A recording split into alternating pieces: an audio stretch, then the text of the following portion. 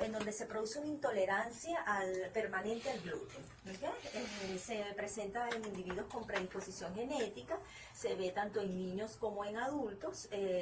Tiene diferentes formas de presentación, pueden presentar, tener los síntomas, que es pueden presentar los síntomas, como puede ser que la persona esté asintomática, y si se llegan a presentar esta sintomatología, muchas veces tenemos la clásica, que son las alteraciones gastrointestinales, náuseas, vómitos, dolor abdominal, pacientes también con anemia. Tiene un sinfín de patologías porque a pesar de ser una alteración a nivel del intestino delgado, puede dar una sintomatología variada. Bueno, bienvenida, ingeniera Mayra. Muchas gracias, de verdad que para mí es un honor estar con ustedes. Como siempre decimos, la intolerancia al gluten es la intolerancia alimentaria más frecuente en el hombre, pero la que menos se estudia. Y parafraseando a la doctora Georgette, que ella dice que el médico no ve lo que la mente no sabe. Por eso es lo importante de este programa de hoy, donde dos médicos, dos profesionales de la salud, le hablan no solo a la comunidad, sino también le hablan a sus colegas. Un ojo preparado puede diagnosticar la celiaquía, porque como usted decía, doctora, es tan diversa la cantidad de síntomas. Los síntomas y signos van, en los niños son de una forma, en los adolescentes son de una forma, y en los adultos, lamentablemente, ya vienen las enfermedades asociadas. Mayra, una pregunta, ¿cuál es el objetivo y cómo comenzó la fundación? Si nos puedes hacer una breve reseña de... Un breve reseña, la fundación comenzó en 2003 con la señora Marisa Vilachá, quien saludo desde aquí, y el doctor Vicente Lecuna, y en el 2004 diagnostican a mi hija Mariana. Y en ese diagnóstico yo dije, gracias a Dios es celíaca, porque por fin sabíamos, después de 11 años de mucho sufrimiento que tenía Mariana. Yo los escuchaba en la parte anterior del programa hablando de epilepsia. Mi hija tuvo un diagnóstico de epilepsia con toma de medicinas por 4 años, y en ningún electroencefalograma le salía nada que tuviera que ver con la epilepsia. Era la intoxicación del gluten en su sistema nervioso central, que a ella le producía, aparte de los dolores abdominales terribles, unos desmayos y con paroxismo. Muy bien. Es prácticamente una experiencia de vida, pues, y prácticamente es un reto de vida. ¿Existe un estimado de personas o pacientes que sufren de la condición celíaca en Venezuela, o cifras oficiales? Bueno, cifras oficiales no tenemos. Sabemos que a nivel mundial, los países que le estudian, hablamos del 1% del mundo, el 1% de los venezolanos tienen esta condición. En un estudio muy pequeño que hicimos en 2011, hicimos toma de muestras de sangre a 208 personas, y de allí salieron 3 positivas. Uno era el padre de un niño celíaco, otro es un tío, que es el tío de mi hija, y el otro era un señor que estaba corriendo por el parque en ese momento y dijo, déjame tomarme la muestra para ver. Entonces eso nos lleva a pensar que el 99.6% de los venezolanos no sabe aún que tiene esta condición. A través de la fundación realizan trabajos de lo que es la información, orientación a los padres. ¿Cuál es el objetivo de la fundación? Bueno, fíjate que ese es el primer objetivo, que es informar, porque cuando en 2004 diagnostican a Mariana, después de una meditación que yo tuve, donde yo como madre, uno siempre dice, ¿por qué no me mandas este dolor a mí? ¿Por qué no me dices qué es lo que consigo? ¿Por qué si buscamos qué es lo que tiene la niña y no sabemos, anotábamos todo? En una meditación me vino esa frase de que no me preguntara más por qué, sino para qué.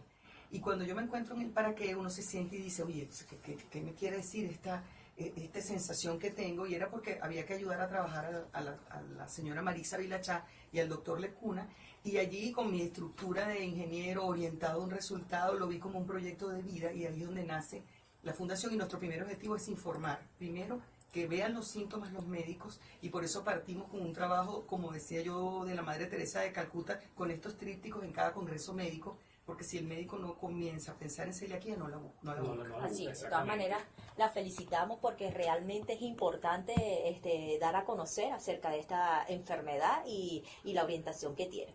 Mayra, ¿actualmente has tenido contacto con el Ministerio de Alimentación? Porque sabemos de las restricciones, sabemos que no hay un tratamiento específico, pero que la restricción de los alimentos libres de gluten en sí viene a ser el tratamiento de estos pacientes. Sí, como dice nuestro eslogan, no podemos cambiar los genes y tenemos que cambiar la cultura de lo que comemos, y es a través de la información. Con el Ministerio de Alimentación tenemos una relación de años, igual que con el Ministerio de Salud. Desde el 2008 introdujimos peticiones, hemos hecho solicitudes. Ya gracias a Dios el Ministerio de Salud el año pasado, el 12 de agosto del 2016, sacó la resolución 416, que viene a definitivamente a ponerla ahí donde queríamos nosotros, que tenemos que tener alimentos certificados. Un problema es la materia prima, que es lo que tenemos ahorita en escasez, pero también podemos tener mucha materia prima, muchos productores maravillosos que tenemos ahorita en el país haciendo cosas realmente importantes, pero no teníamos quien certificar esos productos. Entonces, ¿qué hacía la fundación? Teníamos gente que preparaba, pero si no era la mamá de un niño autista o era la mamá de un niño celíaco, no entraba entre los que podían producir alimentos para la fundación, porque no teníamos manera de certificar los alimentos. El Ministerio de Salud es el encargado de velar a través del Instituto Nacional de Higiene que se le mida el gluten en los alimentos. Y ya salió la resolución 416, que es precisamente para eso que tiene que cumplir. Ahorita, como estamos escasos de divisas, todos esos reactivos son importados, tenemos los profesionales preparados y tenemos los equipos, pero faltan los reactivos. Para Esa medición, Mayra. La medición de los alimentos es una simple prueba más. Muchos de los productores de alimentos grandes, nosotros hemos estado discutiendo muchísimo con la gente de Cabilea porque pensaban que la resolución 416 y la propuesta de ley que ya está aprobada en primera discusión en la Asamblea Nacional, vamos a la segunda discusión, si Dios quiere, cuando todo esto se regularice, es una prueba más. Así como tú estás obligado por normas a medir el sodio, el potasio o detectar algo que haga el alimento inocuo.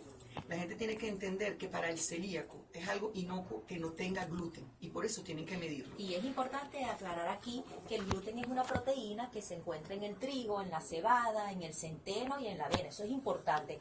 ¿Consideras tú que es importante la etiqueta en los alimentos?